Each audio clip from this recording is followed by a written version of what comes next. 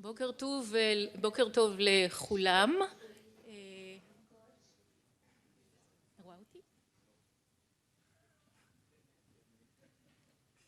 Bonjour, professeur Farge. Je suis Billy Melman. I'm Billy Melman, and I'm honored to begin this session.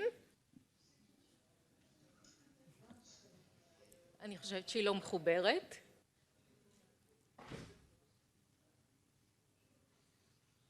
Alors, bonjour, professeur Farge. Je suis Billy Milman et nous commençons. Je parlerai en anglais pour tout le monde ici. And we shall begin this quite unusual symposium.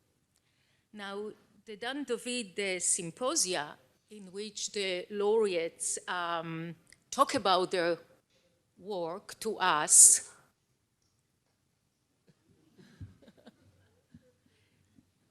have become quite a tradition, but to paraphrase on the doyen, or one of the doyens of social history, Eric Hobsbawm, we seem to be inventing today a new tradition in which we try to make a virtue out of necessity. Since our two prize receivers could not be with us, we decided to go for a video conference. And as a matter of fact, in a way, this kind of conference befits our global age, when talks and seminars and teaching and studying take place on screen, virtually, and in the media, which may bridge distances and condense time. Now, many have made this event possible and struggled with technologies and with deadlines, and I would like to thank them all. I'd like to thank the David family, and particularly Ariel David, who is chair of the board, and I'd like to thank Professor Josef Klafter, the president of the university, and Professor Itamar Rabinovich, who's on the board for quite a long time.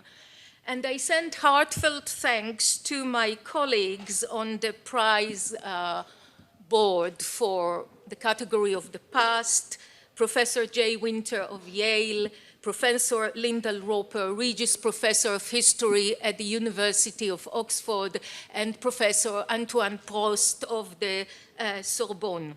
I take them all for applying their rigorous standards, for their hard work and wise decisions.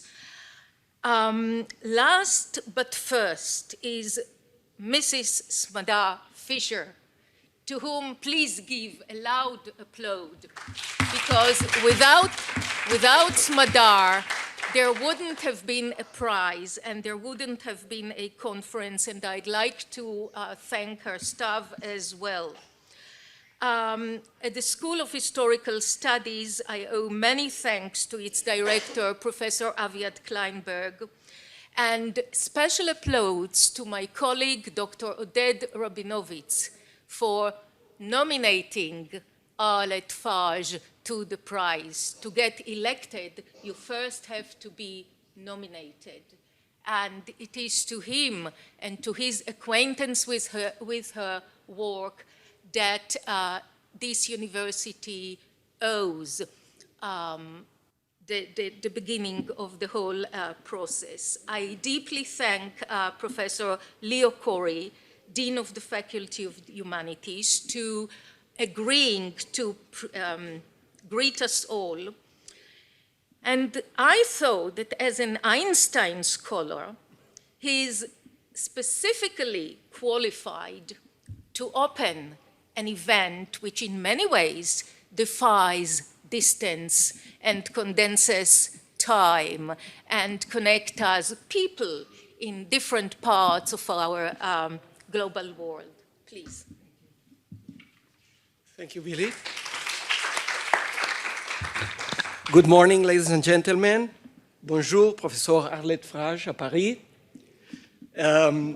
As Dean of the Lester and Sally Entin Faculty of Humanities at Tel Aviv University, it is an honor and a pleasure for me to open this very special event, the Video Symposium, Remaking Social History, with the 2016 Dan David Prize laureates in the pastime dimension, under the theme Social History, New Directions. This year's laureates are Professor Inga Klendinen from Melbourne, Australia, and Professor Arlette Frage, here on the screen, from the Center for Historical Research in Paris, France. As already said, due to physical and personal constraints of various kinds, Professor Klendinen and Professor Frage have not been able to fly to Israel in order to receive their awards and to be part of this symposium, or more precisely, to be physically present in this symposium. Accordingly, as already said, we have decided to turn these constraints into an advantage and to let technology help us have the entire symposium materialize as a video recorded and online event. And as an added value, Professor Frage will be speaking with us from the actual venue where she carries out her research, namely the French National Library in Paris, and her talk will be translated or supported by simultaneous translation to all of you.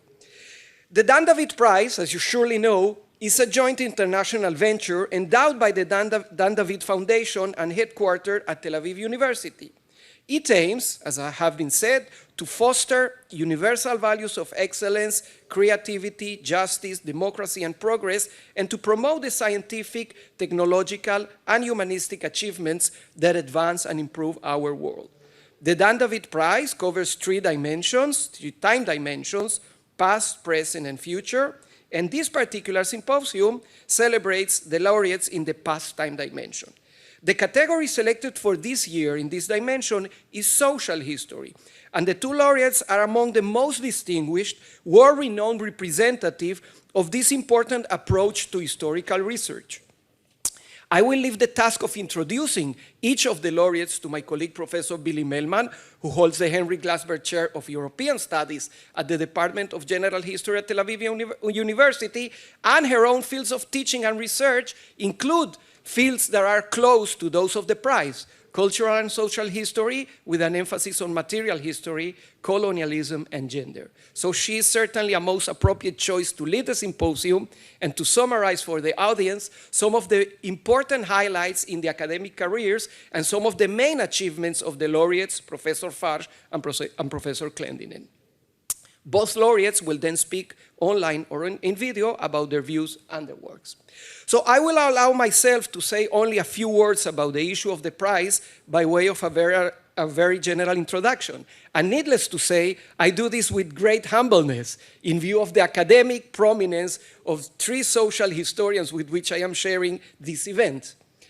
The three of them, I must stress, are women historians. And I think that I may be stating the obvious if I stress the very prominent presence of women researchers in the field of social history, and possibly for good inherent reasons. I believe that I need not explain in this forum that social approaches to historical research emerge in various directions as alternative possibilities of investigating the past from perspectives that differed from and broadened those of older, more conventional research, for example, of political history. The kinds of new approaches embodied in social historical research have been described variously as the history of the people, the history from below, and the social history have developed in directions such as urban and rural history, demography and migration history, material and cultural history, women and gender history, labor and economic history, and many others. Let me tell you that in my own field of history of science, I might describe in greater detail how social perspective on historical research have contributed since the mid-70s to broaden the scope of what is considered to be a relevant, enlightening understanding of science and of the development of scientific ideas with an institutional, socially embedded, and historically changing context. Even more specifically, within the more focused main field of expertise of my research, the history of exact sciences in the late 19th century, I would be happy to explain you, given the opportunity, how social considerations and perspective have become so ingrained in the mainstream of research that they are taken for granted as underlying any attempt to understand the internal dynamic of what was once discussed purely in terms of disembodied ideas. The alternative perspectives involving the many subfields of the social approaches to historical research concern both the object of interest that come under the scrutiny of the historian involved in each such field, as well as in the fundamental belief that deep-rooted social factors, including but not only economic factors, are significant agents of historical change, political and intellectual change included. And I think that this is also an important opportunity to mention the extent to which social history is fruitfully cultivated as a main academic perspective in the various departments of Tel Aviv University which are involved in historical research of any kind.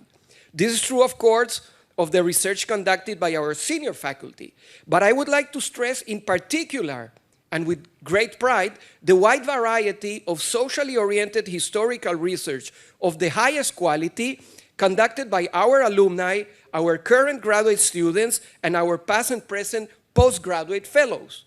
If you visit the website of the Tzvi Yavet School of Historical Studies or that of the School of Jewish Studies, you will be able to judge by yourself the impressive list of research on the historical history of periods ranging from early antiquity to modern times in geographical areas ranging from Santiago de Chile to North America, to Europe, Africa, Iran, and extending to the Far East through India and China.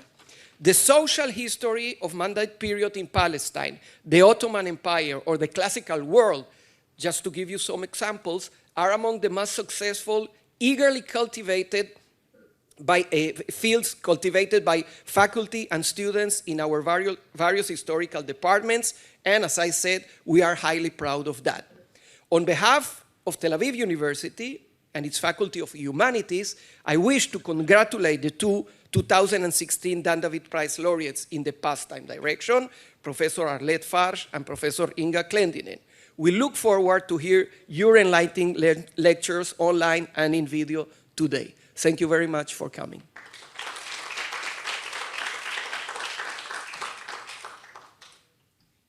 Thank you very much, Leo, and we shall now proceed to the two laureates, and it works like this. First, I will introduce very shortly Professor Klendinen's work, and she will speak, and a couple of students from Tel Aviv University will ask her questions. Now, Professor Klendinen pre-recorded her part of the conference.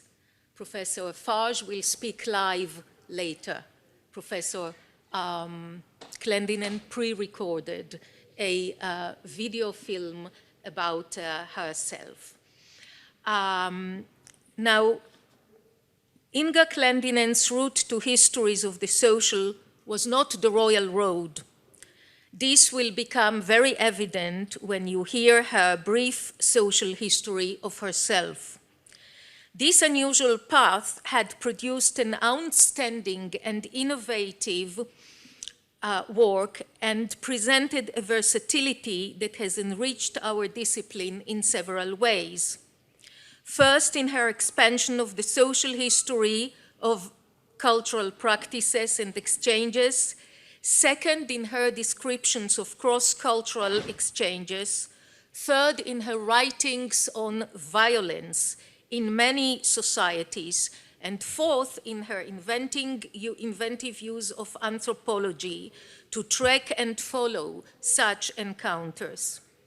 She cast her net far and wide, literally, because initially she started as an historian of Mesoamerica in her ambivalent conquest, Maya and Spaniard in Yucatan, which pioneered the study of unequal encounters between Europeans and the native and gradually conquered and submitted society.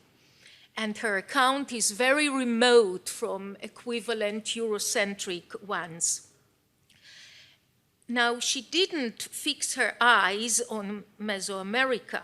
Her Dancing with Strangers, Europeans and Australians at First Contact, published in 2005, analyzed colonial primary cross-cultural encounters at the moment before colonialism started to be an outright and organized repression of a native society, before it displaced and decimated. In Australia, this colonial moment happened in 1788, when the first British fleet carrying many convicts, men and women in chains, and a few officers and administrators first encountered whom she calls, wisely and rightly, Australians. They were initially called Aborigines, at the territory surrounding Sydney. In a way, this meeting brings together worlds that are even more different than the Spanish and the Mayan world, because they're clustered together people who came from the first industrialized society and groups from an highly organized hunters and gatherers society. For a moment that lasted a few years, these two different societies associated, laughed together, and even made love, and they observed each other. And the Australians were pretty amazed by the irregularities, irrationalities, and bizarre ways of the newcomers. This moment, of course, terminated, and it also represents more than a colonial encounters. It represents what it means to be excluded and included, what was being Australian, who owned Australia, etc. And this, like all her books, stirred a discussion, which we know from here, about who writes and who enters and is included in national histories. Now, there is little association, even less laughing, in her two books that deal with violence in the extremes. In the extreme, Aztecs and Interpretation, and the wholly different Reading the Holocaust, 1999. In the first, as in all her work, she applied comparative methods and anthropology. In the second, violence reaches to the limits of cultural and physical genocide. And the same insights and cleanliness, apparently outsiders' view on the Holocaust, created very original observations. To top this all is her unique style. The ethnographer, anthropologist, historian is a riveting storyteller. You will notice this unique and inimitable voice and telling about the past in her very brief history of myself, which is a sort of a spoken social history.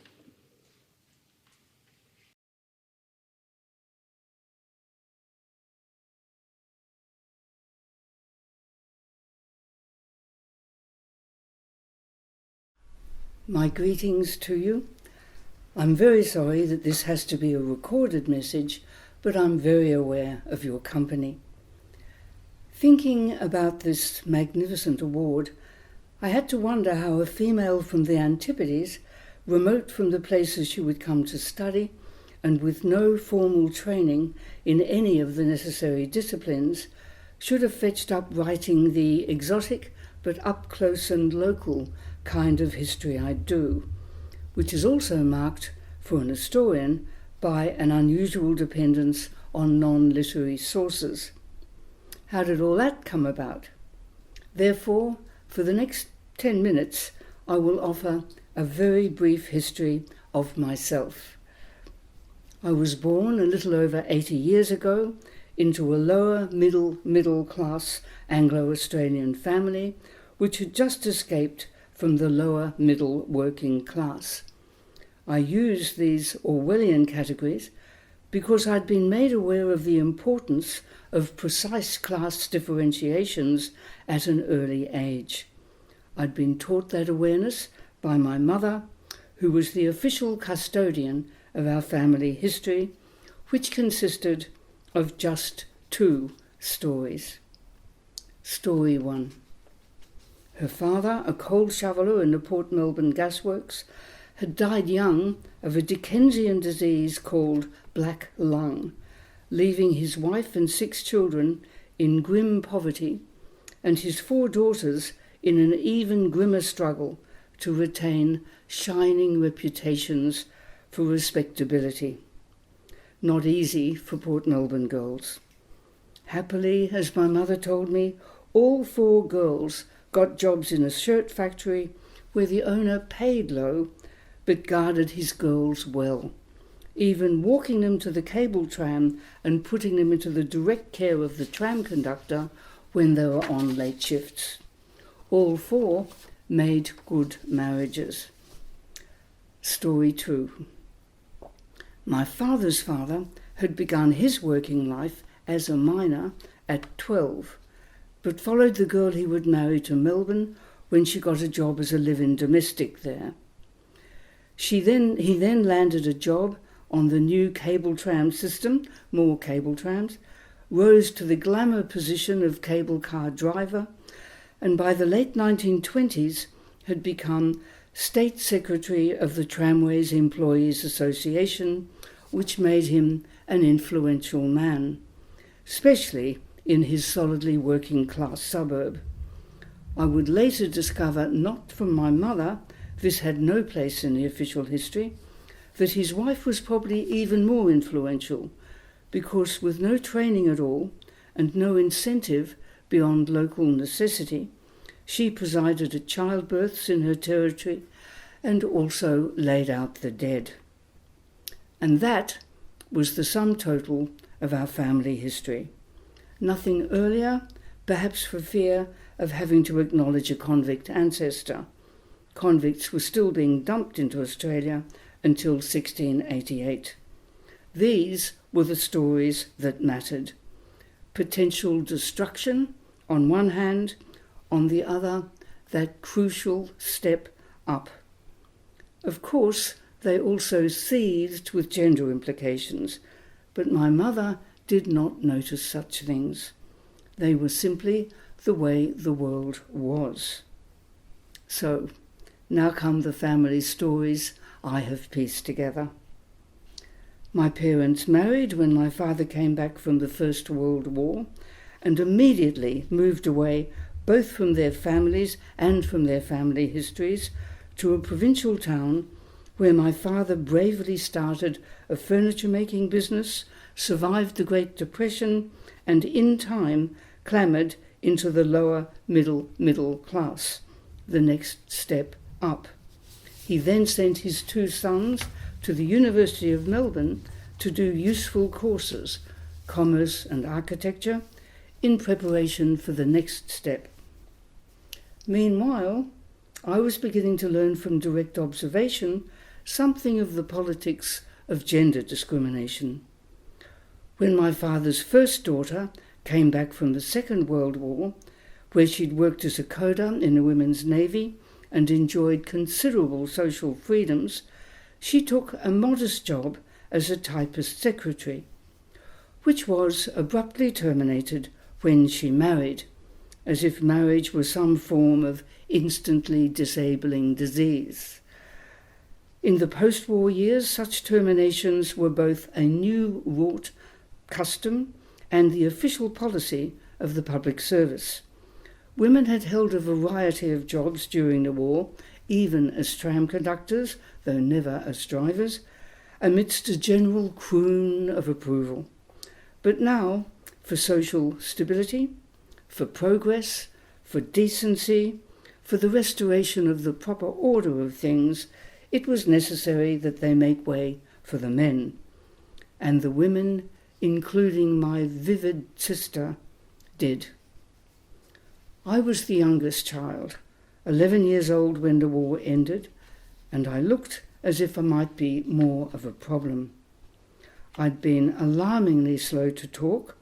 Apparently, I just padded around watching people, and it soon became bleakly evident that I lacked all the feminine capabilities which enabled my mother to be the 12-hour-a-day workhorse for the rest of the family she was, on an endless round of washing, sewing, scrubbing, cleaning, with minimal electrical aids, even as they became available.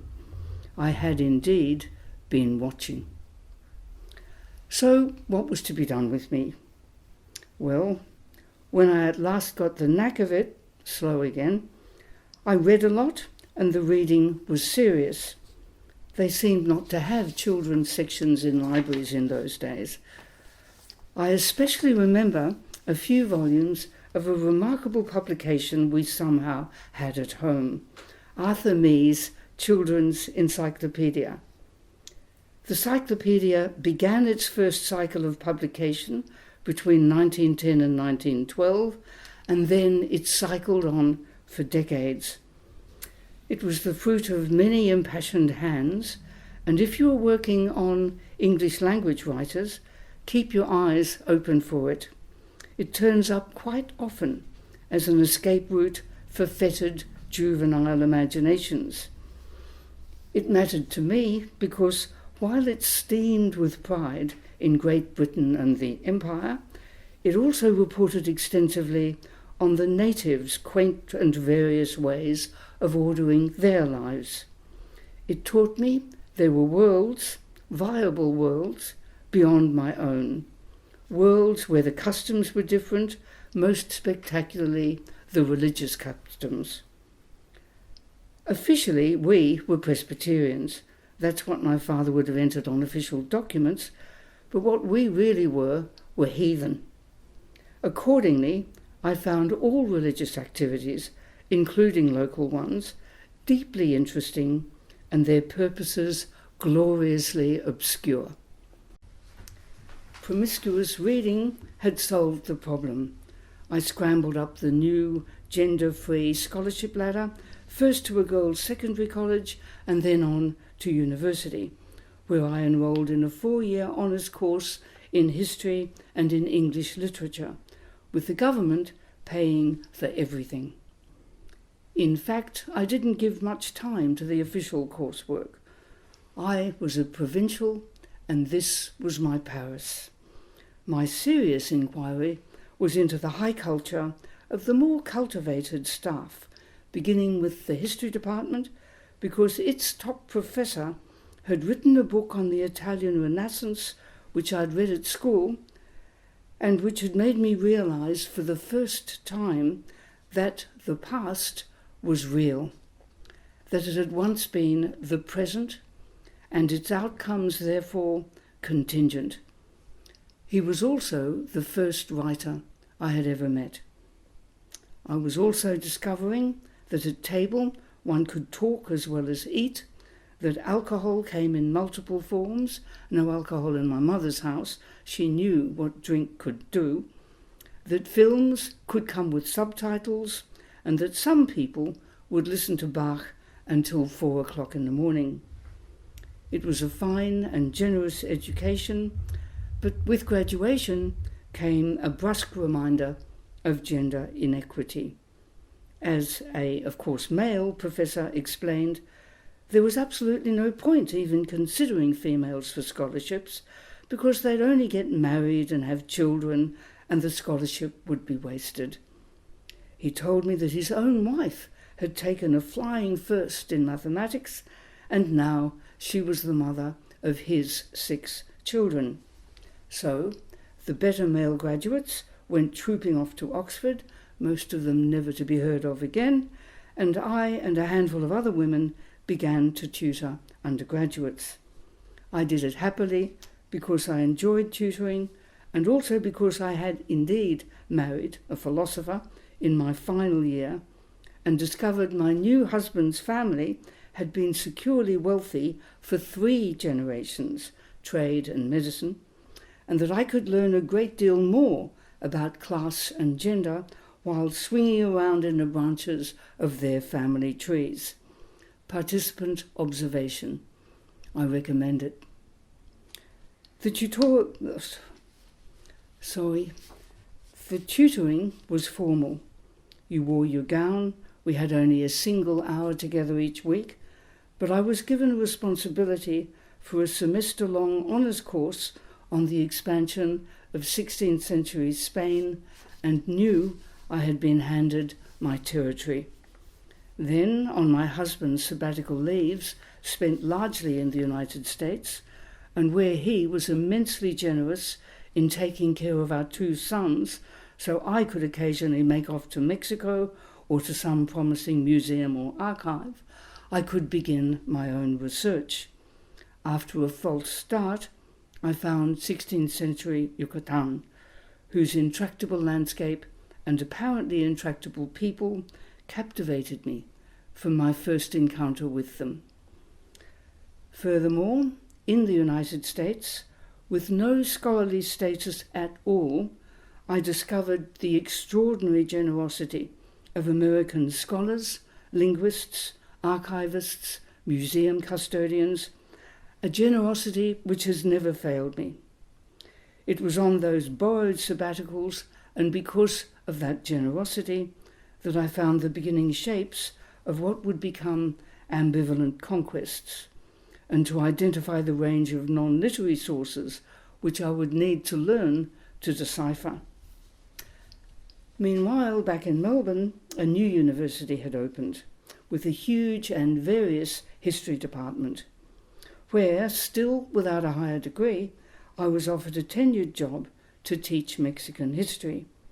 This was the late 60s, and the new university was conscientiously democratic, built for the children of our now large migrant population, and also for early leavers, people who'd left school at 14 or 15, but who now wanted to study. They had to write an essay, withstand a grilling from a panel of academics, and then they were in. What was marvellous was that with all these people newcomers to tertiary studies, they had no idea how much work it was reasonable to ask of them. So I divided mine into groups of about 15 for a weekly 3-hour-long workshop in which only primary material would be used. I was there to provide information, to suggest approaches, but only on request.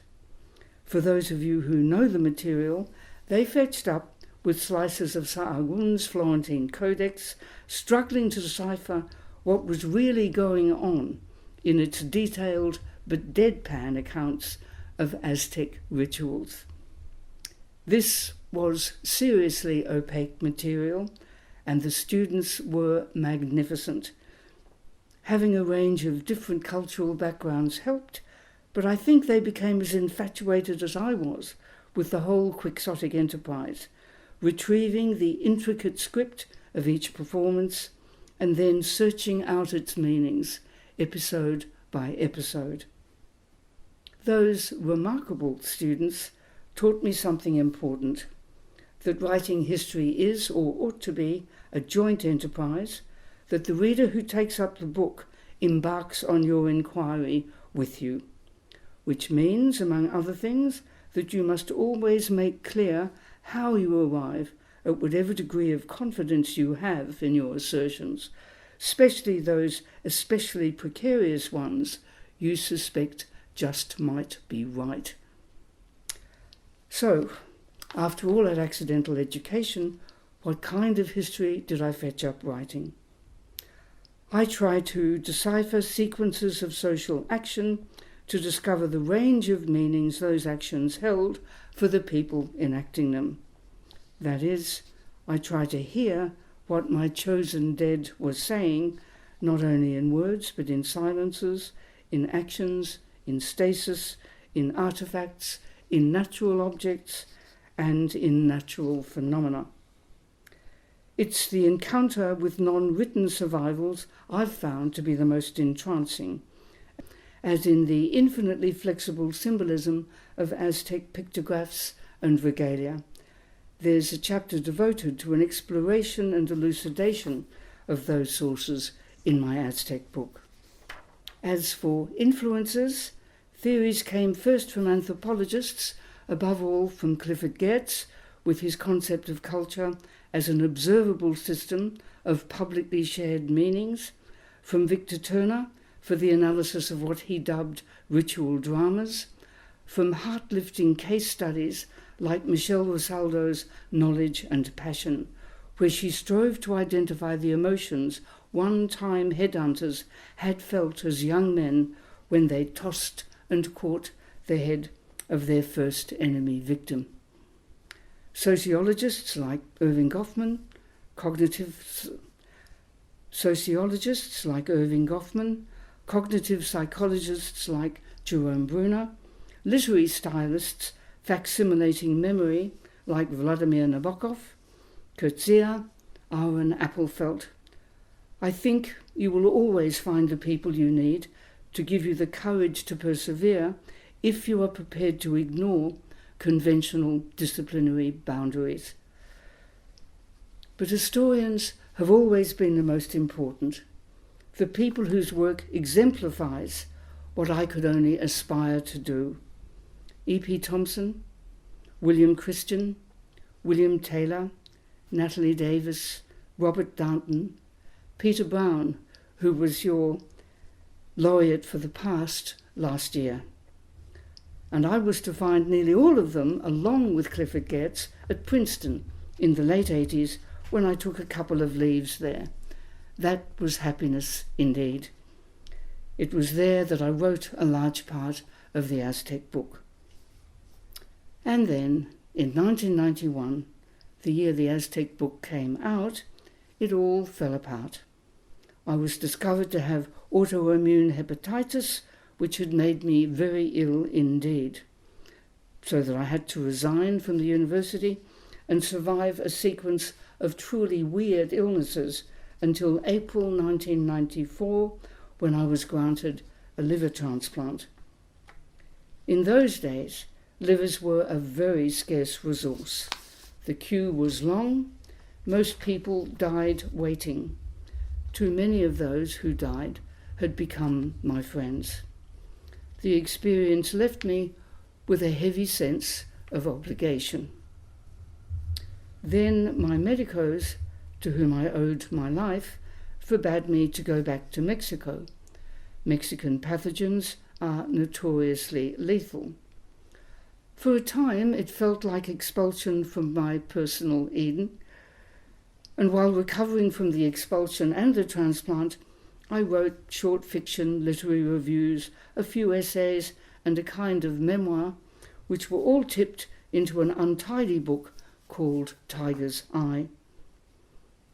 And then, as strength returned, I knew I at last had the opportunity to look more steadily at events which had darkened my days since childhood, the obscene horror of the Holocaust.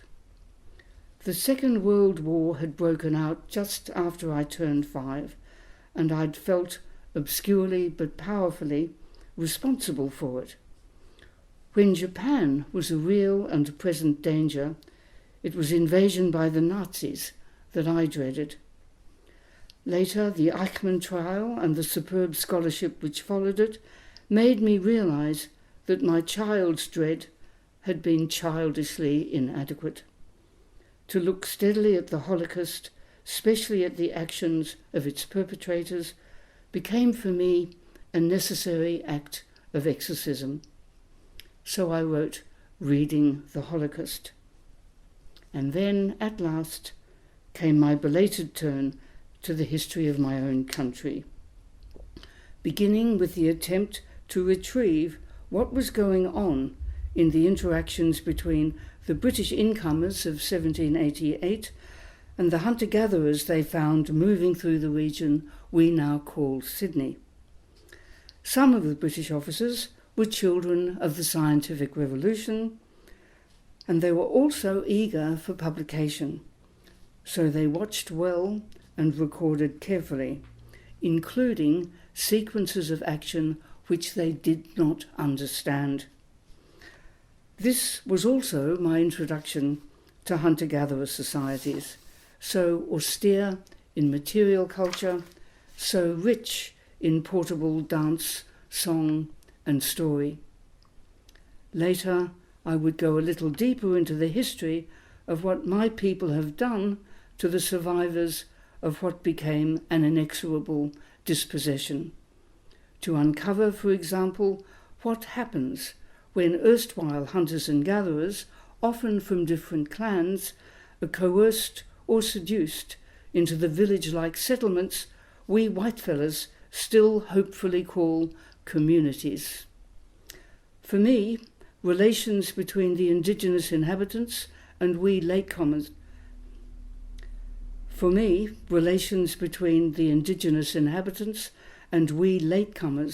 remains the most enduring and intractable issue in the history of my home country. Well, thank you for your company as I've chopped a path through the forests of my past. I admit I'm surprised at the rather predestined quality of the narrative I've made. I wonder how reliable it is. I wrote it in good faith, but surely that doesn't settle the matter. Written sources are tricky, and so are all the others. Doing history is the struggle to make always inadequate sources speak, to recover the metaphors our subjects lived by. It is, as I say, a quixotic enterprise, but an endlessly absorbing one. And I am sorry indeed, at 81, to be coming to the end of it.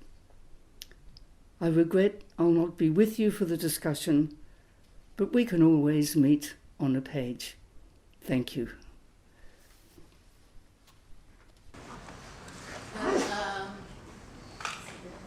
Alex Kerner, who graduated the School of History at Tel Aviv University, sent to Inga Klendinen a couple of questions, which she answered very seriously, and he read to you, as agreed with Inga, the questions and the answers. And then Yael Mabat, who currently studies at the school, will read hers and the answers. Good morning, and I've asked Professor Klendinen 2 questions, which I will read, as well as the answers that she was so kind to write back, and I apologize in advance for my Argentinian accent in English. Your book, the first question. Your book, Aztecs, an interpretation, in which you study Aztec society, art, rites, and ceremonies before the Aztec Empire fell to the Spanish in 1521, was first published in 1991, and since then it saw 52 editions, the last of them as late as 2014. It was translated into 4 languages, and it has become a basic book for the understanding of that great civilization. Actually, no student dares to start looking upon pre-Columbian Mesoamerican societies without first reading your book. Well, at least that was my case. With a quarter of a century perspective, is there any major thesis proposed in this book that you would think of differently nowadays? What changes would you make? Were there any ethno-historical research and archaeological foundings on pre-Columbian Aztec society done in the last years that challenge and perhaps change your assessment of Aztec society? That is the question, now the answer. Well, as you will know from my brief history, I was in effect expelled from Mesoamerican studies by illness, which put an end to my plan to move further south into Lacandon territory and then into Mayan Guatemala to look at new landscapes, skyscapes, wind patterns, fauna, along with human social organizations. With no prospect of physical return, I have done no further research into Mesoamerican societies, though William Taylor's ongoing and marvelous work keeps me in touch with religious practices in colonial Mexico. I regret one omission from Aztecs. I should have spent more time establishing the reliability as to rhythm, intensity, the shifting tempi of the dramatic action, the emotional choreography, of the Mexica informant's account of rituals in Sahagun's Florentine Codex. It could have been done. I failed to do it. Now to the second question.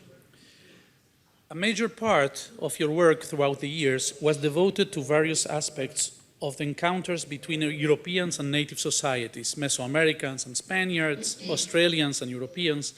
The encounters between Europeans and non-European cultures from the 15th century onwards were widely researched. Yet, is there any general, all-compassing thesis, paradigm, or common denominator that you could offer us that would characterize all of these encounters, as well as the roots of the construction of the relationship between European and non-European cultures and societies?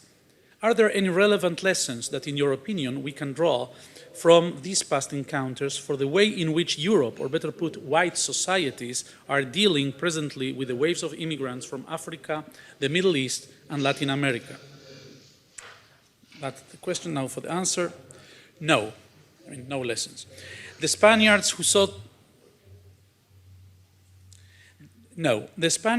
Tenochtitlan were clearly immensely impressed by its stout social organization as well as its wealth, and were ready to recognize local hierarchies and even to marry into them.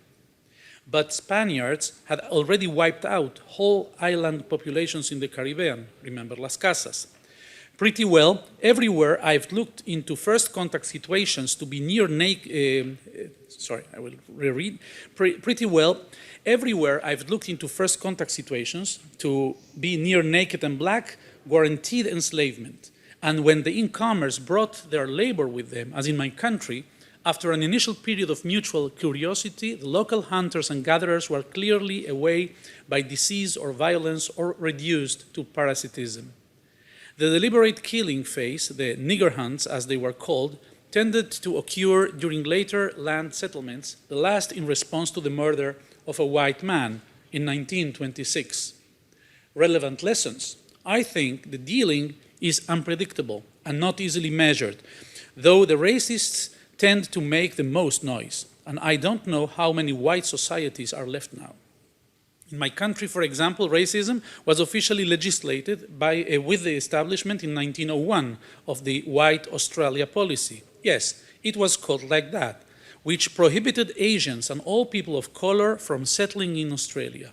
It was directed especially at Chinese and Pacific Islanders brought in as laborers, but what was made explicit in the 1901 legislation was that we really only wanted members of the British race, not even Europeans. In 1947, the anti-Asian ban remained in place. Now 28% of our population has been born overseas, and after New Zealand, the next four homelands are China, India, the Philippines, and Vietnam. Nowadays, there are some loud pockets of prejudice against Muslims and also against black Africans, but that is seriously challenged by Muslim girls taking to soccer and beautiful black people beginning to star at local sports grounds. I think most Australians, whatever their ethnicity, like the country as it now is, and that explicitly racist groups, though noisy and thuggish, remain small, although there is some general dislike and suspicion of rich Chinese who are thought to buy up houses and agricultural properties.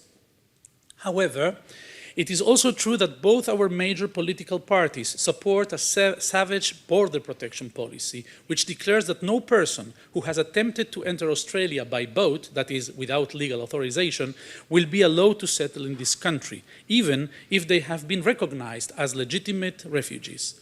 Some also have family in Australia. Instead, they are held in offshore detention centers, the two major ones in Nauru and on Manus Island in Papua New Guinea.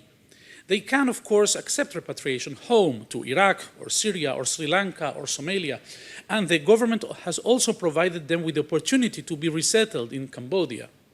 Australia has paid Cambodia $55 million for the deal. I mean, sounds familiar. Despite the conformity of the two major parties, Australian society is badly divided over the policy, which is systematically brutal. Medical doctors have denounced the policy and refused to yield up patients who would be returned to a detention center. Churchmen have declared their churches to be sanctuaries. There are demonstrations galore, but both major parties support the policy.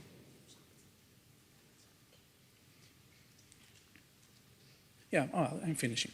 I mean, she's finishing. And I think most people don't much care. Nauru has consistently refused to resettle any of the asylum seekers stowed there, and the High Court has declared that Manu's detention center, unconstitutional and ordered, is closed. Negotiations continue. So, looked at one way, our migration policy has been an immense success, delivering us a genuinely multicultural society in a relatively short time. In another, it is an obscenity. I think the shock of discovering that our politicians and so many of our citizens calmly accept our border protection policies will continue to be chronically divisive. It has already destroyed social trust. Thank you.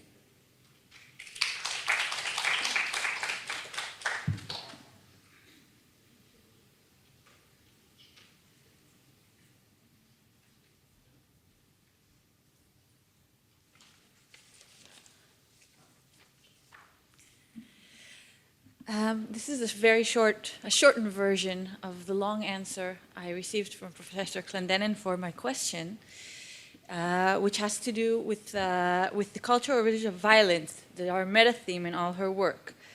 So the question was whether she thought that there was an inherent difference between the way in which historical protagonists relate and remember violence, whether they're victim or the perpetrators, to other historical events. And she answers, I want to begin by excluding perpetrators. I think practitioners from different times and places think of torture as a kind of science and report on it readily to their equals and superiors. I therefore exclude them from this inquiry. As for the victims, I want to distinguish 3 stages in the formation of memory: the actual experience of the event, the individual's constructed memory of the experience, and third, how the individual chooses or is persuaded to incorporate the memory of the experience into an evolving and possibly changing narrative of his or her lives. So the 3 stages: the experience, the memory of the experience, narrative. As I make those distinctions, I realize I can think of very few detailed accounts of actual experience of violence. Most people seem to be struck dumb under the onslaught of their senses. I therefore begin to wonder how far extreme violence and psychological extinction, usually coupled with terrifying social isolation, can eclipse the victim's ability to remember, to recast experience into memory. Consider Claude Lanzmann's Shoah, the anguish of the long-retired barber Abraham Bomba. As he wields his scissors in an Israeli barbershop, he is forced to reenact and so to re-experience the shearing of hair of Jewish women and children on their way to Treblinka. His anguish, as Lanzmann forces him to remember, is close to unbearable to watch. Clearly, through all the intervening years, he has not re-entered the past. Now contrast this with the anguish with the practiced narratives given by survivor guides at the Holocaust Center here in Melbourne, where the horror of what they were saying contrasts the calm of their persons.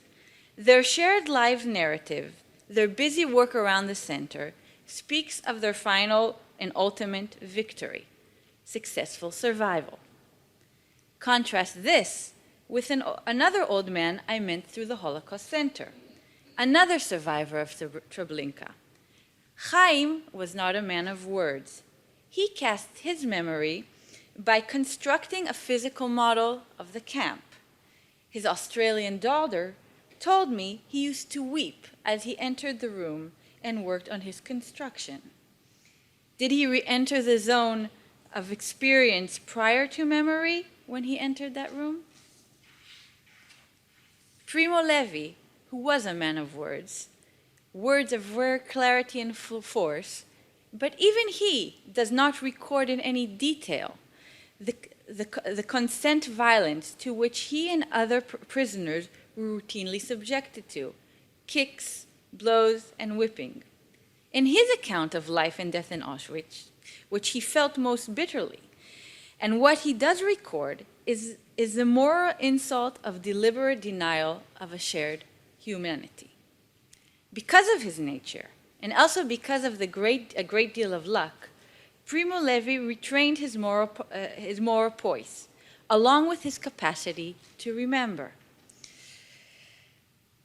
to process the experience into a precise memory through his years in Auschwitz.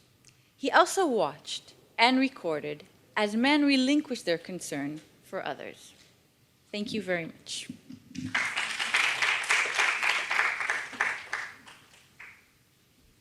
Thank you, Yael, and thanks are due to Professor Clendenin for sending actually a much longer versions than the questions. If anybody would like to add anything. So, bonjour, Professeur Farge. Nous sommes transportés de Melbourne à Paris et du violence en Australie et pendant le Shoah et au XVIIIe siècle.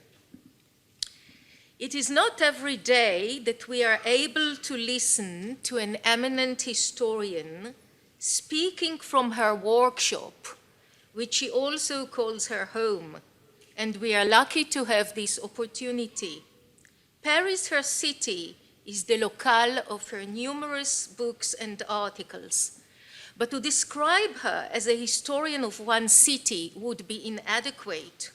For in her histories of the 18th century, she has redefined social history and stirred it towards new directions.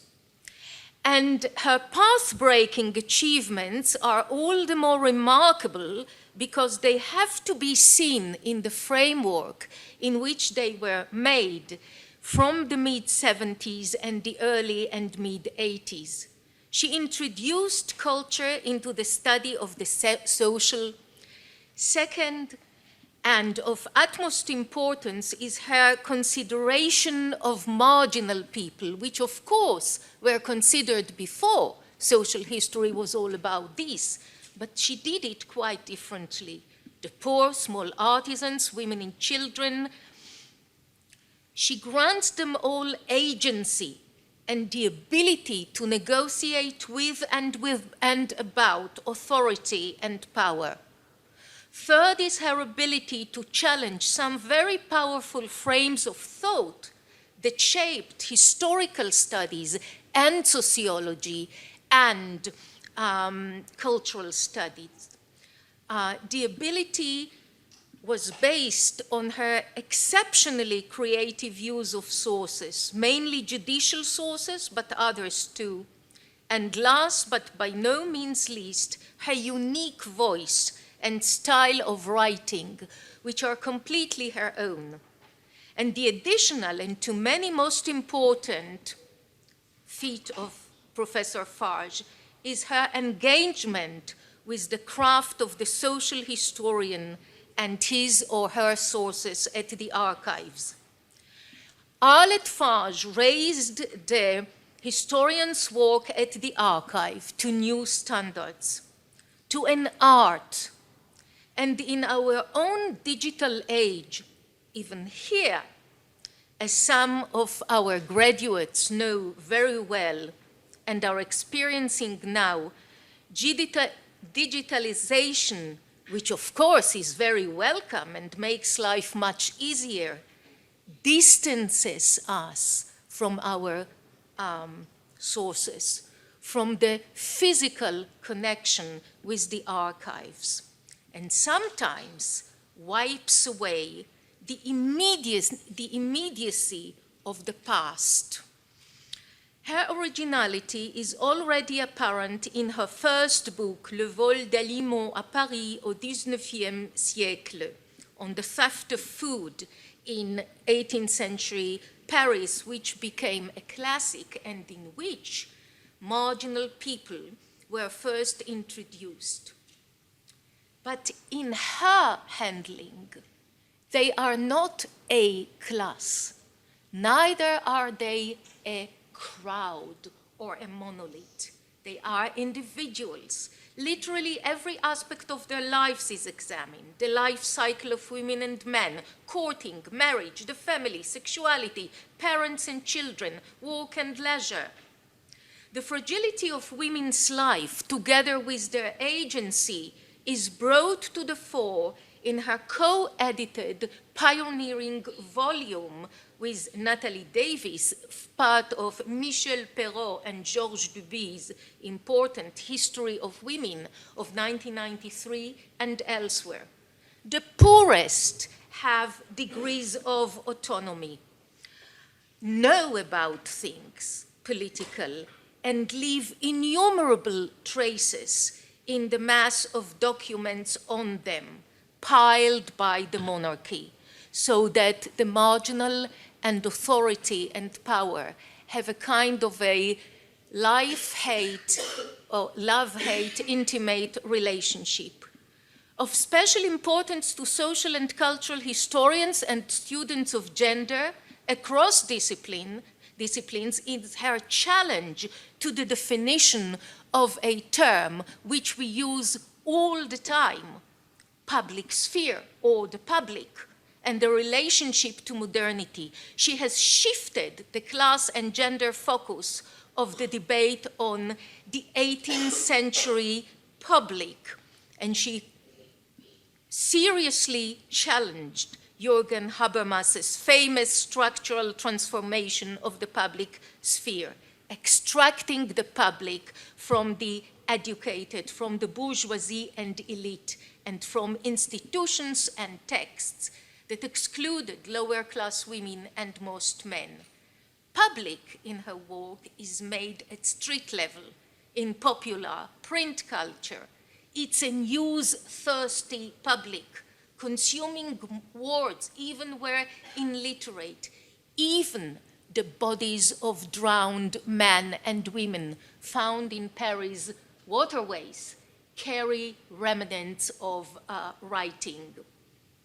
In her book, Le Bracelet de Parchemin, she proves that every age is an information age. More fascinating even is her attention to voices. Voices, noises, tonality could become historical events by passing knowledge and information. As with her attention to agents and culture, she also anticipated the spatial turn and paid attention to place. Many years before historians discovered that we do not only deal with time, but with space or place as well. Note, for example, her reconstruction of an apartment house in Paris in La Vie Fragile, Fragile Lives, in which the street, the building, apartments, rooms, the courtyards and workshops become alive. Finally, Professor Fage is the social historian's historian, at the same time as being a guide to all scholars and readers interested in archives, documents, and information. In the allure of the archives, Le goût de l'archive, she not just demonstrates reading documents with and against the grain. She shows the historian's connections to documents. It is about the epistemology of the archives themselves, about their materiality and our fetishizing of them as well. It gives insights about our own access to knowledge of the past. It teaches how to make history, and at the same time being attentive to our enormous limits of doing so. And so finally, we give you Professor Arlette Farge. Welcome.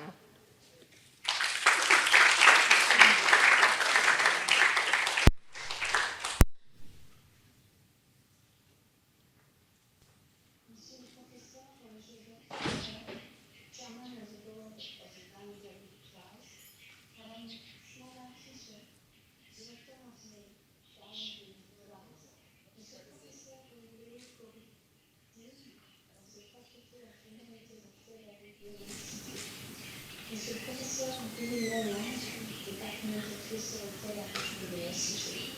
Chers amis, veuillez recevoir ici toute ma considération et mes remerciements infinis pour le prix que la Fondation Aviv vient de m'accorder de façon si généreuse. C'est un immense honneur pour moi, un honneur aussi pour la France, mon pays. Tout d'abord, je tiens à m'excuser de n'être pas auprès de vous pour fêter ce jour et vous rencontrer en personne. Je le regrette profondément. Cela vous a obligé à organiser une visioconférence et je tiens à remercier tous ceux qui ont contribué à ce que tout se passe pour le mieux. Je suis vraiment heureuse d'émettre dans ce lieu si prestigieux les Archives nationales de France où j'ai passé de longues années à me pencher sur les documents du XVIIIe siècle. Et je remercie beaucoup Madame la directrice des Archives nationales, ses conservateurs et son personnel. Mais il est temps, parlons d'histoire. Pour moi, écrire l'histoire sociale des plus déshéritées au XVIIIe siècle est une passion. Celle de donner vie et sens aux plus méconnus du siècle des Lumières qui, autrefois, life and sense to the most ignored of the century of enlightenment who have lived, loved and suffered while the grand traditional history has kept them in the shadows in a rather linear way in a world of huge social and political events.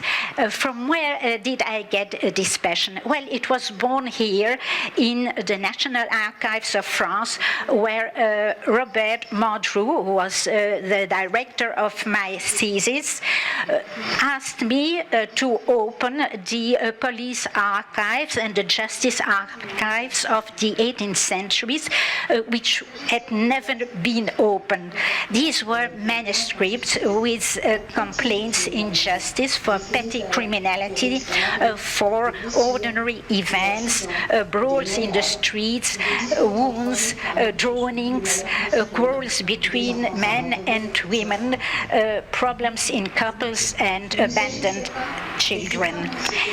Well, it was not about the great criminality, but about the daily unhappiness, what happened while the police commissioner was looking.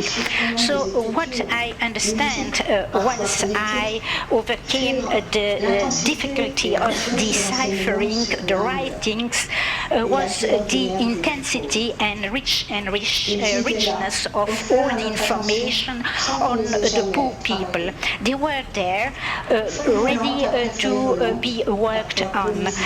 They were unbinding pages which were sometimes not readable, sometimes spoiled by time, and there were the words and the voices of the people who lived in the century of enlightenment.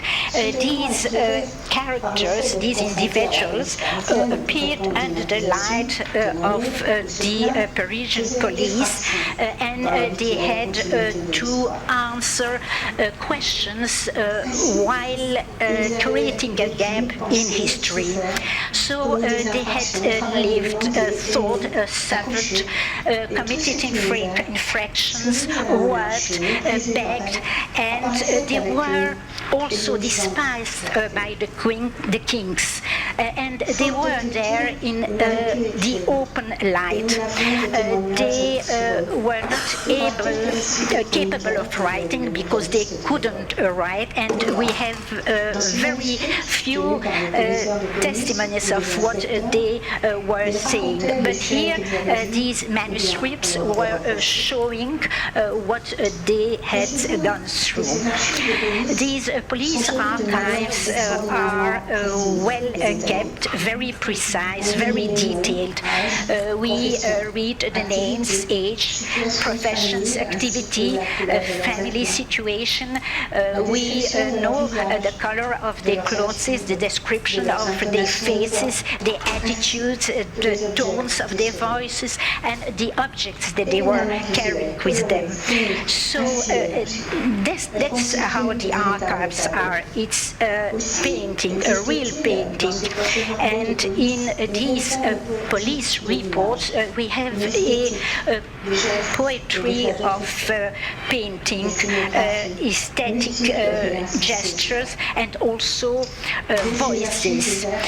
Once I opened the archives, I got the lure of the archive, the passion for discovery, understanding, and maybe rocking the history. I never left these archives because so many things open up to me.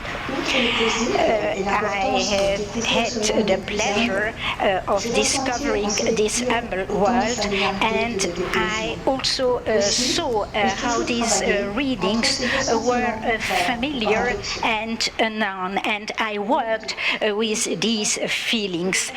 But without any doubt, the contact with an archive is not neutral. It's emotional, even unwillingly. It's essential because manuscript is so old, it's precise, it's liveful, and also it is distrusted by the historian. Why? Because history is afraid of subjectivism, because for history, emotion is not an intellectual tool. Emotion does not, in fact, prevent reasoning. Emotion can cause logics and rationality, and this kind of intelligence, astonishing, is part of history, and it's an intellectual exercise of distanciation. And here Michel Foucault said then when he was reading the police archives, he felt a physical vibration because there were fragments of life surging after 3 centuries of silence, and I was shaken by this literature without being capable of saying if I was moved by the beauty of style or by the parade of these poor people. And here they were, these ordinary lives, these marginal lives, and I had to plunge into them. And I ought also to avoid the trap of seduction, of anecdotes. If there was a passion, then there was also a need for deep reflection, because history is not a story, a description. Moreover, the police archives are numerous, and I had to isolate themes. We shouldn't forget that a researcher never works alone, and I met so many people on my road. I will never forget Robert Mandrou, the director of my thesis, Roger Chartier, a professor at the Collège de France, Pierre Laborie, specialist of Vichy, with whom I taught for 7 years, Michel Perrault, eminent historian of women. I will never forget my lovely students either. And of course, was the possibility I had to work with Michel Foucault and to work with him a book, Le désordre des familles and Les lettres de cachet au XVIIIe siècle, in 1982, 2 years before he died. This encounter has marked and is still marking my life. He was intelligent, funny, satire, and he was a sort of iconoclast, and this sensibility is written into me. And passion, discovery, what did I do about the historical discipline? Well, what did I do? Well, I progressed by according to themes without forgetting what Michel Foucault was saying. We always live in a myriad of lost events, and the second sentence, we should never erase from the moment we are the inescapable passion. First of all, these archives show us individuals, and what should we do with all the activities which are explained there? What should we do? How should we question what are the truths at the basis? So I had to face these fragments, and I was also looking for a intelligible unity for the ethos of these isolated actors. I started history at the moment where everything was at the beginning, and I never tried to look for the significant, for the example, but I was looking for what was not said or not well said, and there I found intelligence, reasoning, and lost dreams, and abandoned desire. And there were all the poor, despised by elite power and the king. One can find in their acts, their words, their attitudes, their violence, a sort of intelligence, of deceit, of understanding of situation, of thinking. And this thinking, which was despised and silenced by the police, that, and here I quote, that said, these are stupid and female ways of thinking.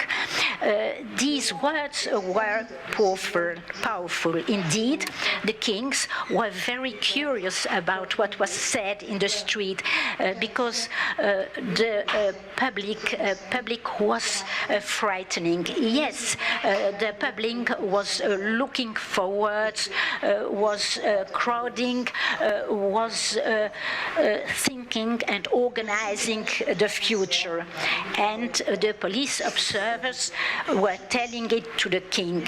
And Jean Rancière would say in his work, La nuit des prolétaires, archive du rêve ouvrier, he would say there are many reivindications with and more sophistication, much more than we think among the workers.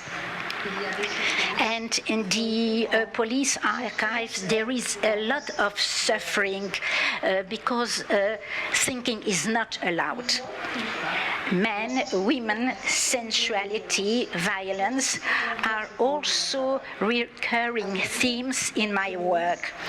I am a feminist, and I managed a group of women history in the École des Hautes Études en Sciences Sociales, and also managed the printing of and the writing of the third volume of women history, which and while doing all these works, I I didn't want to discuss women, even only women.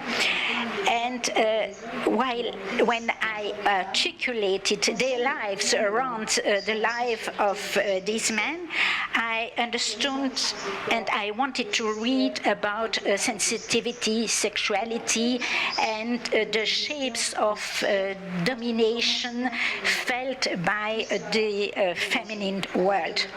And this was also mixed with the unbearable violence against them.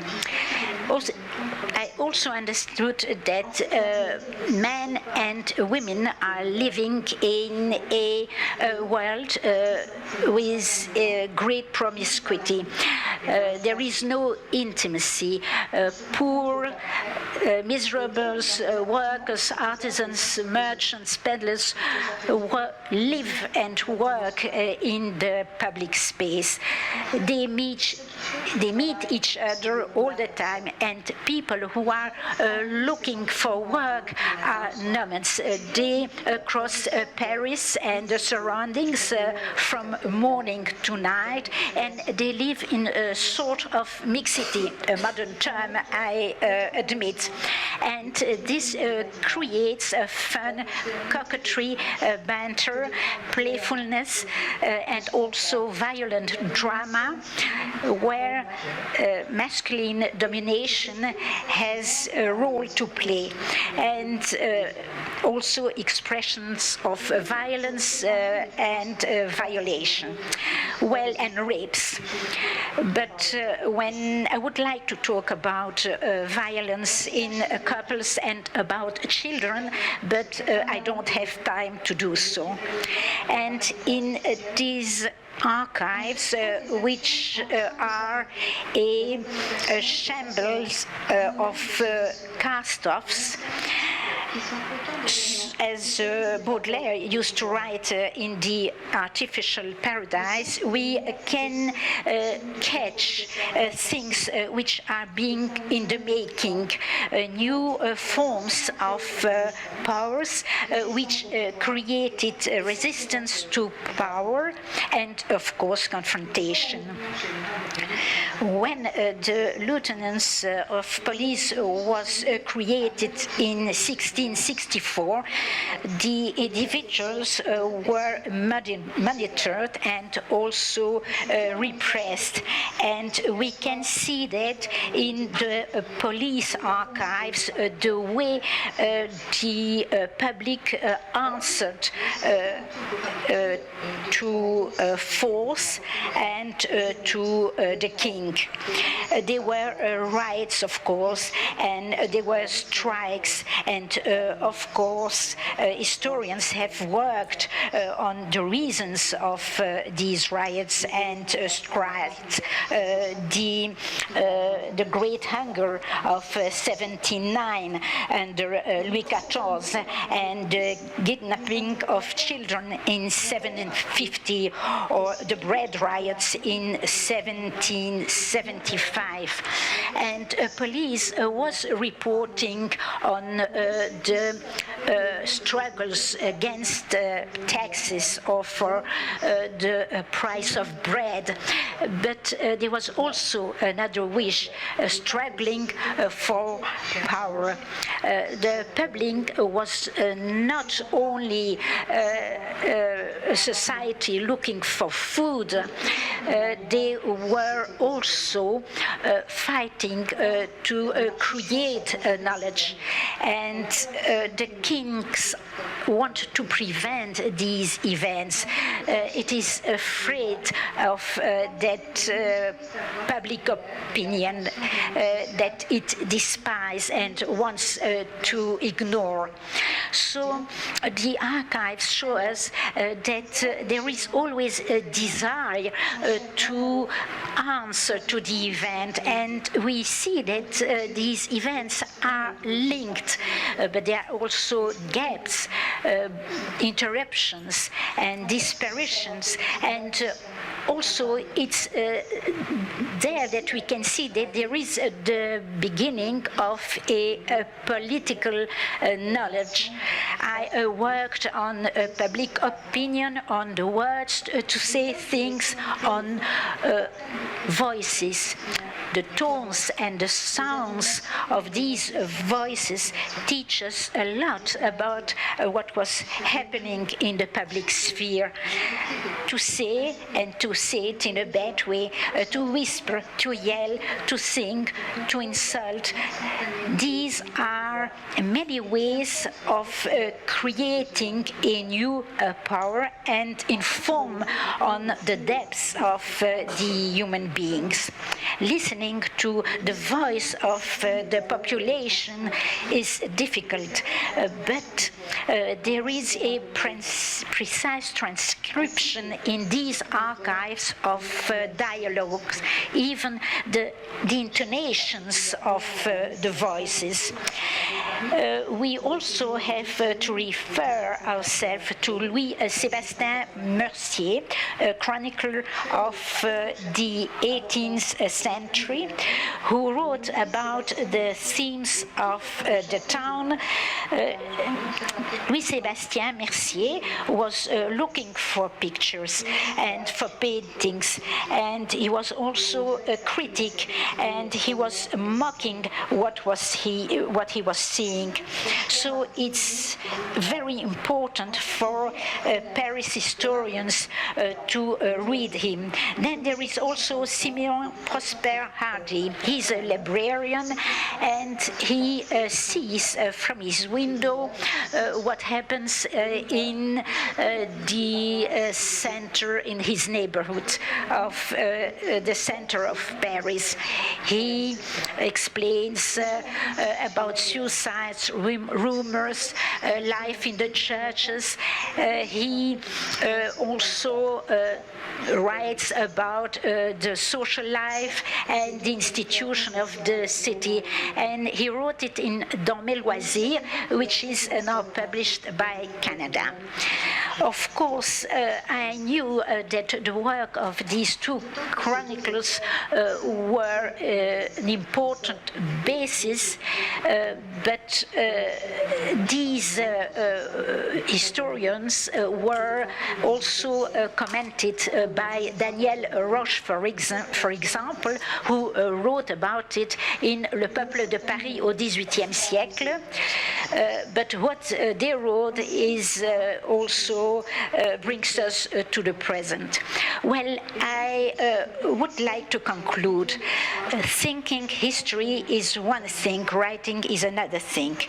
I would like to tell you that this is an important theme of reflection in France and in the historical discipline. We have literature and history which walk together, discuss, struggle. Many novelists write history and write about history. They document themselves. Do they write about history, or do they write a novel? These discussions among the historians are ways for the younger historians to change their writing. And I would like to mention here Patrick Boucheron, who was elected at the Collège de France à Paris. He's a medieval historian who writes in a less academic way, who asks a question, and who also writes about literature. And myself, I also asked myself questions about writing. I have so many archives, so many words, but at the same time there is an absence. Something is lacking. The archive with sometimes a few pages, some libels, give me some information. And here I would like to quote Walter Benjamin, who said in Considération sur l'histoire, what happened one day is never lost for history. But how should we write about the missing and the presence when these archives are not so important and so important? By writing, we have to expose, we have to explain, we have to give some truth. While writing, we acquire a style which draws on the material, the social material, religion, and the imaginary of these times. Of course, we have these faces, the streets, the sounds, the public life in the century of enlightenment as a rhythm, tempo, melodies, a lot of noise.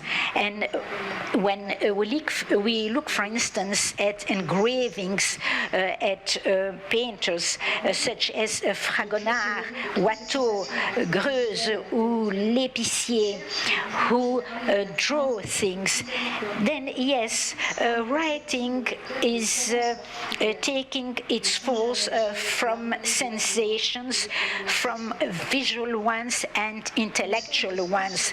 There is a general movement of the sentence, and this kind of movement corresponds to the life of the city. For example, if there is bantering or love encounters or coquetry, we could refer to the engravings of Fragonard, to Les Contes de La Fontaine. We understand their violence and their sensuality. And this also explains why written pages are so lively. But writing shouldn't be mimetic. It shouldn't be equivalent to the way of writing of our century or the way of writing of the 18th century. Writing wants to insist on the political intensity of the past. It wants to inform, and this is not an easy exercise because we want to transmit new problems, and we want to also open new problems.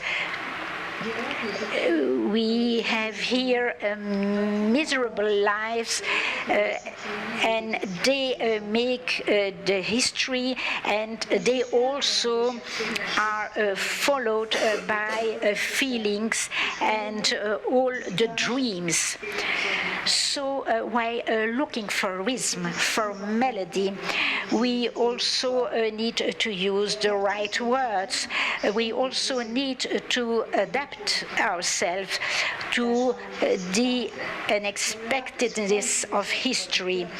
And it's not an easy task. Paul Ricoeur, the philosopher, was saying, we historians, we already know how the history and the story will end, and that transforms the way we tell and we write. So we should write without ignoring the end of history in 1789. There should always be some question mark. And here, when we read the writings of the historian, we see the importance of the image which helps think and reflect on what happens in the present time. And writing with these silent voices also helps insert visual and image into our writings. The archives are sometimes like pictures and like the paintings of that time of beauty and historical explanation. We have here a way of writing history, of creating picture, as I said in one of my books, a picture where life, culture, barbarity, the desire for knowledge, and the way of living makes us reflect on the past and try to transmit to our contemporaries, hoping for tomorrow. And here I would like to say that you walked with me on this passionate road, which I'll continue to travel. I don't forget that this is a long travel made possible by my dear and loving family, my husband, my 2 children and grandchildren, and also because of my dear friends who gave me joy and enthusiasm. Thank you.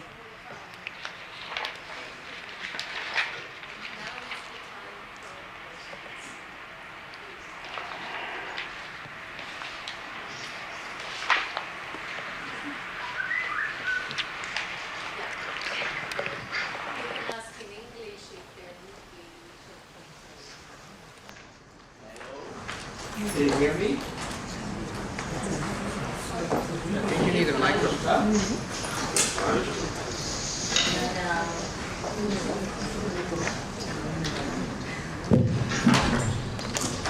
Hello, Professor Hart. Can you hear me? I would like to ask about archive work. I've had some experience working in archives as a research assistant and for my own thesis. And I was wondering about digitization and archive work in France. That I understand you worked in the National Archives in Paris, and I was just wondering, from my own experience, the whole process of digitization has been accompanied by a very curious process of a change of the threads of the archives, meaning the cataloging of material has been replaced by a more keyword-oriented search engine, meaning that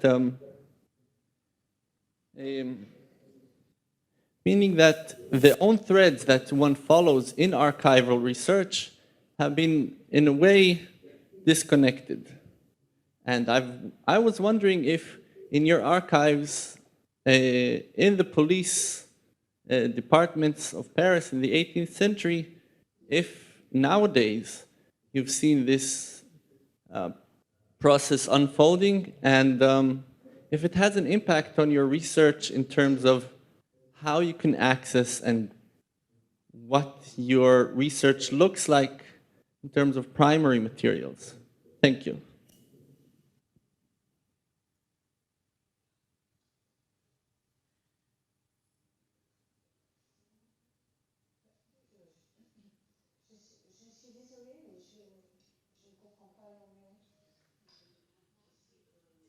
To understand the English. This is a translation to Professor Farge, made by someone from the conference room. So sorry, I don't speak English. That's why I'll answer in English. And well, the digitization did not affect my work. How can I say that? On the one hand, when I began working in the archives, there was no digitization. And of course, nowadays we have a system which is being elaborated in the archives in France too. But I also worked at the National Library in Paris with the same phenomenon, and I would like to be very frank about it. When archives were digitized, I was looking for non-digital archives. I had the authorization to consult them. I wanted to touch them, to have that sensitivity to paper, to manuscript. And I must admit that I haven't used these digital tools. For me, it was very important because all these archives, and maybe it's archaic to tell you that, but I recopied all these archives without Xeroxing them, just to have them part of myself, of my thoughts, and to be part of the text I was working on. Maybe it's bizarre, out of fashion, maybe working like an artisan, but that's how I worked. And this is my relation to archives, a central relation, very enriching. Also, the way it's written, the way the information is presented, the fonts used, all these missing pieces, the drawings, caricature, all the objects. If I can't touch these objects, I think that I would be not a good historian.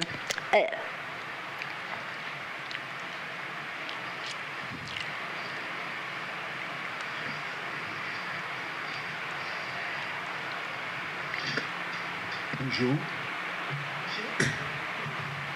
Il y a un long débat historiographique sur la question si la Révolution française a réalisé sa promesse, c'est-à-dire si les liens avec le passé ont été brisés, et dans quelle mesure, et dans quel aspect. Et je suis curieux de comment vous voyez cette question, vu que votre point de vue et votre travail s'occupe des pauvres, des hommes et femmes de la vie quotidienne, etc. Donc, j'aimerais bien savoir comment vous voyez cette problématique. Merci.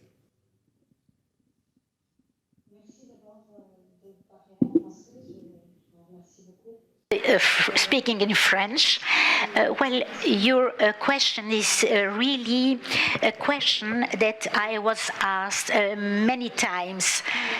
And in fact, for me, it was a choice, a historiographic choice. When I started to work, I understood, as I told you when I mentioned Paul Ricoeur, that history, which brought us to the revolution, was not really maybe that history. In history books, it was mentioned that the riots preceding the revolution were in fact causing a revolution. For me, this is really impossible, because in 1730 no one was talking about revolution. I am not a causalist, but on the documents I worked, I have seen how things changed in the 18th century. There was this desire for struggling against the power, but these feelings would disappear for 10 years, 20 years, and then would come back. For me, history is disruptive. In fact, history is broken. It goes some steps forward and then backward. There is progress. Yes, of course, the 18th century was a century where there was progress, and also there were also many backward steps. And that's why when I worked not on the institutions and not on the elite, and we can say that the aristocrats had to step back in the 18th century at the end. But while doing that, I realized that there was no links among all these riots, and sometimes there was no memory of these riots. For instance, with the kidnapping of children in 1750, this was a riot, a very special one, which was not similar to any other riot. I don't believe in pre-revolution. I believe in societies which progress, then step back, and then are set aside or taken far away from the present, then rebounds and continue their progress. Of course, when we refer to the end of the century and 1775 with the riot against hunger, then we enter a pre-revolutionary system. Is it true? I don't know. But I know that at that time the public has taken thoughts and acts to think about the relations with the king, sacred relation, but criticized for the first time. So we have these pamphlets, the importance of writing at that time. We have a public opinion which is sound talking. I don't know if I'm clear, but anyway, I am really convinced by what I think of history.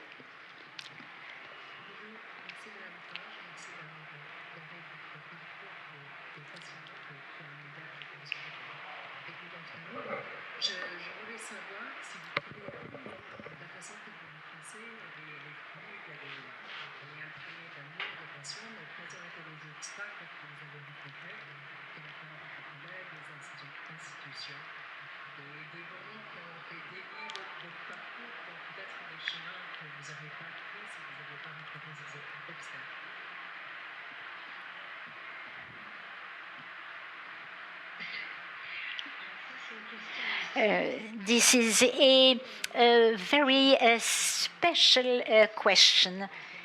Well, I am at the CNRS, and I am working in archives in the CNRS, in high schools, and I have tried to work and to research, and I had special relations with the institutions. First of all, I am a feminist, and this was like a label. We were mocked at that time, and at the same time, our colleagues, the historians who were older than we were, thought that we were interesting, and that our work should be integrated into a chapter. But I have worked and also I have met wonderful people, institutions, people, students, other scientific historians, and all this has given me the strength to resist to the attitude of the historians who liked me because I'm a kind person. But on the other hand, there was a certain distance with them because they thought that it was not a real history. I was a woman, I was a feminist, I was a historian, and this was too much maybe. And maybe when saying that, I must be truthful and say the truth. Chartier, Jacques Revel,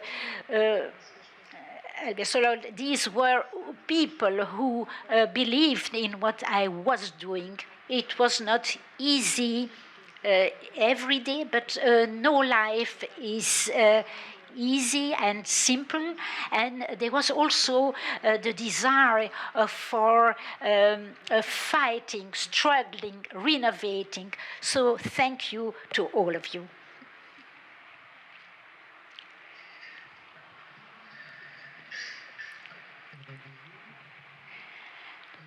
Hello, I would like to ask a question related to religion. I read in some pages in the archives and would like to refer to the work of Sagdo. And here what would he say when he would read these relations reports by the police? I don't know whether the police archives explain as clearly as other archives. Because we could, for instance, compare what was written in the police archives to Jansenism. Indeed, and yes, I didn't quote Michel de Sarto, whom I knew, and of course I participated in his classes. But of course, he's a historian, he's also a priest. And that's the aspect of religion was not what I followed, but he influenced me on the importance of words. In his books, he writes on about words from the place where you pronounce these words. And there is also his book, L'écriture de l'histoire, writing history, that influenced me, a marvelous book. And also other stories he wrote about miracles.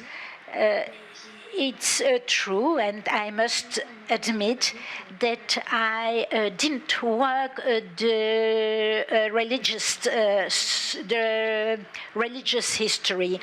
In the police archives, we see religion constantly, and it's a bit difficult to explain because that century has less Christianity. But on the other hand, when you examine these archives, you can see that there is no continuity. There are moments of being religious, and then less religious processions, also the sacred feeling for the king. So religion is also there. And when you mention Jansenism, and this is very interesting because I worked on the second period, the one a monk, as it was seen by the public. I went to poor churches where there were archives, and where for the first time we could see that the faithful Jansenists could express themselves and could write down their feelings in these exercise books, and there we hear what they have to say about the Pope, about the King, and their desire to have a different relation with life, with grace. A book was written on that topic, which explains how important religion was for the French Revolution. And this is a theme which I find very interesting. And there is also these manuscripts which tell the stories of poor women going to the cemetery to claim their faith in widely religious expressions, and where these women were criticizing the elite, the Pope, the King. And these texts are sometimes very difficult to read and to understand.